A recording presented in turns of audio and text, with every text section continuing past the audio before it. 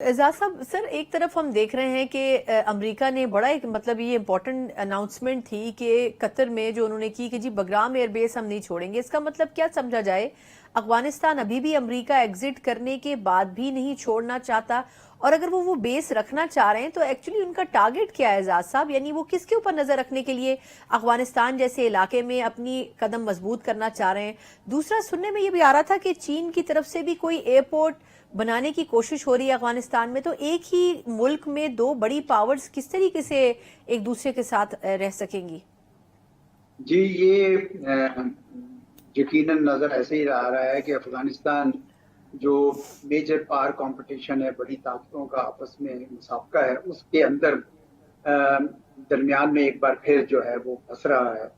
America ने जब ये छोड़ा था अफगान, तो उस वक्त तो ये यही मिल रहा था कि ये अब शायद दोबारा इधर का रुख नहीं करेंगे। लेकिन कुछ अरसे से बडग्राम के बारे में हम बातें सुन रहे हैं, क्योंकि अमेरिका को इतना जबरदस्त मकाम नहीं मिल सकता जिससे वो पूरे इलाके, खुसूसन ईरान के लिए और बल्कि पूरे इलाके के लिए एक एक अपना अड्डा बना ले। तो वो तो बना बनाया अड्डा था, तो इस वजह से उन्होंने यही सोचा, क्योंकि अगर वो ईरान के लिए पाकिस्तान से दरखास्त करते हैं अड्डा देने की, पाकिस्तान नहीं देगा, बल्कि कोई भी नहीं देगा, तो उनके लिए मेरे ख्याल में अब ये जरूरी हो गया है कि बडग्राम को ही वापस ले लें। तो पहले तो इसका शोर सुनते जा रहे थे, अब जरा ज्यादा इस मामले में तकवियत पकड़ गया है। और मुमकिन है तालिबान के साथ कोई खुफिया तौर पे कोई बातचीत भी चल रही हो कि भाई किस रेट पर, किन टर्म्स पे तालिबान भी चाहेंगे कि शायद वो ये उनके लिए भी एक मुश्किल सूरत हाल है। एक तरफ तो अमेरिका चला गया था, जिसको ये दावा कर रहे थे कि अमेरिका को हमने भगा दिया। भगाया तो नहीं था, अमेरिका ने खुद फैसला किया था। पर अगर अमेरिका वापस आ जाता है वहां पे, तो क्या तालिबान के पास कोई ऐसी कुव्वत है कि वो उनको रोक सके? वो तो बेस के अंदर होंगे। तो इस वजह से ये काफी बड़ी कश्मकश जो है उसका मरकज बनता जा रहा है अफगानिस्तान एक बार फिर।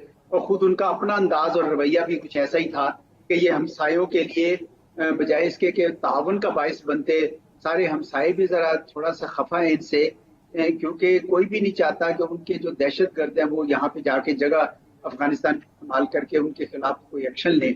तो काफी बदलती हुई सूरत हाल है जो मुश्किल भी पेश कर सकती है अफगानिस्तान के लिए भी और पूरे खित्ते के लिए। अच्छा सर, चले ये तो अब लग रहा है कि रीजन में कुछ बड़ी तब्दीली यकीनन आने वाली है। अब ऑब्वियसली पाकिस्तान भी इस हवाले से ही इस मीटिंग में शरीक हो रहा है और इस पे ये सब कुछ डिस्कस होगा।